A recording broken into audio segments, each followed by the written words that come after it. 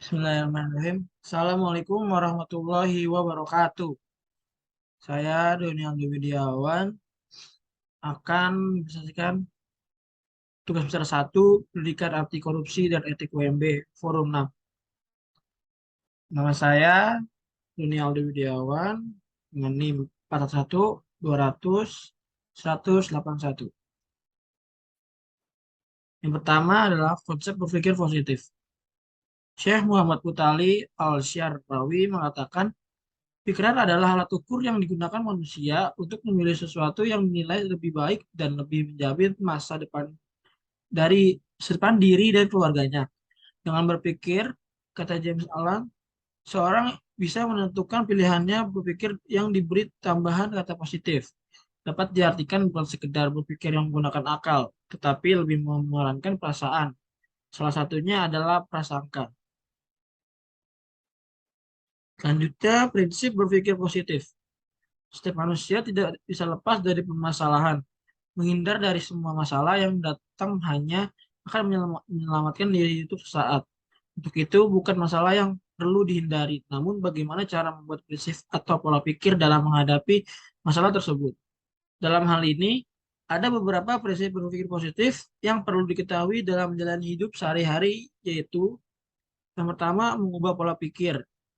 Mengubah pola pikir berarti mengubah kenyataan. Pikiran baru menciptakan kenyataan baru. Jika seseorang ingin melakukan perubahan positif dalam hidupnya, maka pertama kali yang harus ia lakukan adalah mengubah pikirannya. Gantilah pikiran negatif dengan pikiran positif, sebab pikiran baru melahirkan kenyataan baru. Oleh karena itu, jika Anda benar-benar ingin menciptakan perubahan positif dalam hidup, maka mulailah mengubah bagian dalam diri Anda. Selanjutnya, aspek-aspek berpikir positif.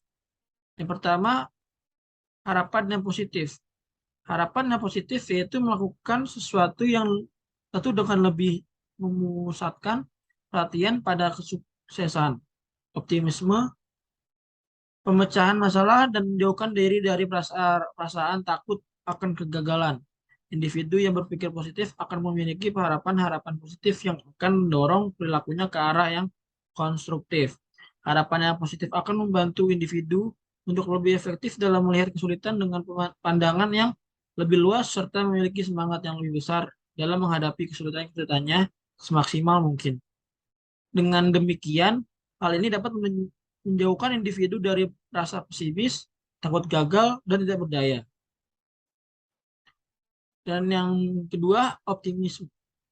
Seorang yang berpikir positif akan selalu melawan pikiran yang negatif dengan mengembangkan sikap optimis. Menurut Ubaidi, optimisme memiliki dua pengertian, yaitu pertama, optimisme adalah doktrin hidup yang mengajarkan untuk meyakini adanya kehidupan yang lebih baik. Kedua, optimisme berarti kecenderungan batin untuk merencanakan aksi.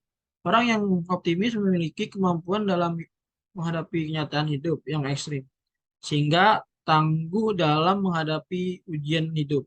Orang yang optimis juga sudah memperbaiki kemampuannya dalam menyiasati kejadian buruk yang tidak diinginkan. Seorang yang berpikir positif akan membiasakan sikap optimis dalam kehidupannya sehari-hari.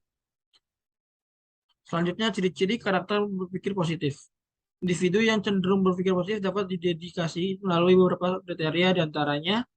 Yang pertama, percaya pada kuasa Tuhan Yang Maha Esa. Yang kedua, selalu menjauh dari perilaku negatif seperti berbohong, menggunjing, mengadu domba. Yang ketiga, memiliki cara pandang tujuan dan alasan menginginkan sesuatu, kapan serta bagaimana cara mendapatkannya dengan mengarahkan seluruh potensi serta kemungkinan yang ada. Yang keempat, memiliki keyakinan dan proyeksi tentang sesuatu secara positif.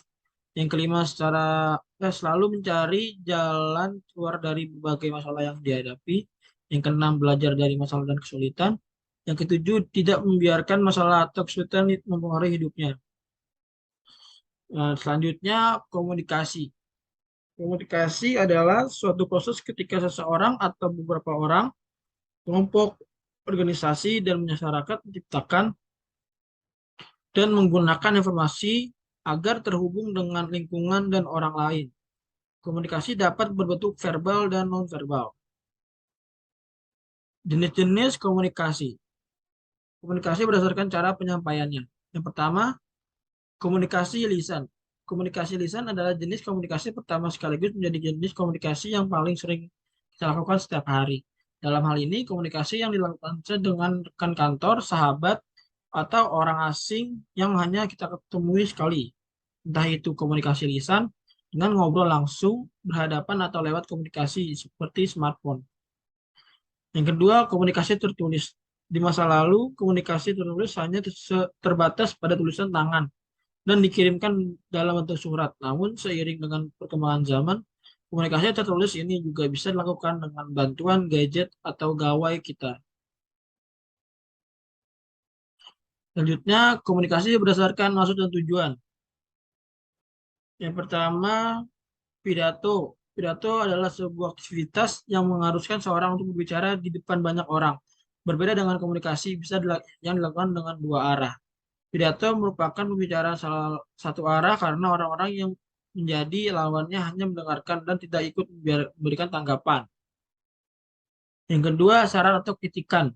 Saran merupakan sebuah usulan agar suatu hal bisa menjadi lebih baik, sedangkan kritik merupakan bentuk tanggapan negatif terhadap sesuatu. Kritik dan saran bukanlah istilah yang asing dalam dunia kerja. Selanjutnya, fungsi komunikasi adalah yang pertama sebagai alat untuk mengendalikan sesuatu atau seseorang. Fungsi komunikasi yang pertama adalah untuk mengendalikan sesuatu atau seseorang agar tidak bersikap keluar jalur. Misalnya guru yang memperingatkan murid-muridnya untuk merapikan seragam mereka atau memotong rambutnya agar tidak terlalu panjang dan melanggar peraturan sekolah. Yang kedua, untuk memotivasi. Selain bisa menggunakan komunikasi sebagai alat untuk mengendalikan, kita juga bisa menggunakan komunikasi untuk menyelamatkan seseorang dari perasaan putus asa yang kerap muncul di masa-masa sulit. Dan selanjutnya ada definisi kepemimpinan. Pemimpin adalah agen perubahan, yaitu seseorang yang bertindak mempengaruhi orang lain lebih dari tindakan orang lain mempengaruhi dirinya. Kepemimpinan terjadi ketika satu anggota kelompok mengubah motivasi atau kompetensi orang lain dalam kelompoknya tersebut.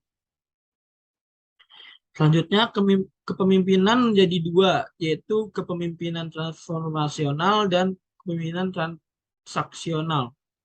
Nah, yang pertama, kepemimpinan traksional adalah yang pertama itu imbalan kontingensi, yaitu adanya kontrak pertukaran imbalan untuk berbagai upaya yang dilakukan bawahan, seperti menjanjikan imbalan untuk kinerja yang baik dan menyelesaikan tugas-tugas.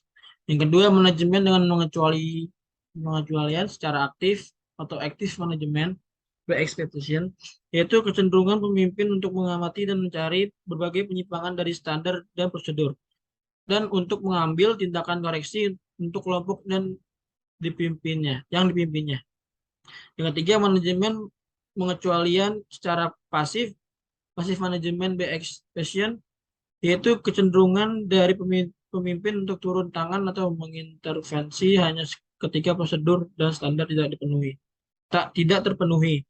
Yang keempat, laissez-faire, yaitu perilaku para pemimpin untuk menghindari perbuatan keputusan atau melepaskan tanggung jawab mereka. Selanjutnya ada kepemimpinan transformasional. Yang pertama, karisma atau pengaruh ideal di mana pemimpin memberi sense of mission dan sense of vision. Menanamkan rasa bangga dan memperoleh rasa hormat dan kepercayaan. Yang kedua, kepemimpinan inspirasional, di mana pemimpin memberikan ide-ide yang jelas dan harapan yang tinggi, menyimpulkan upaya sebagai fokus, dan memiliki kemampuan untuk mengekspresikan tujuan-tujuan penting dalam berbagai cara yang sederhana. Yang ketiga, stimulasi intelektual, di mana pemimpin mendorong kecerdasan, rasionalitas, dan penyelesaian masalah. Yang keempat, pertimbangan individual, di mana pemimpin memberikan perhatian personal, melatih dan menasihati para pengikut, dan memperlakukan setiap pengikut secara individual. Sekian presentasi dari saya, kurang lebih mohon maaf. Assalamualaikum warahmatullahi wabarakatuh.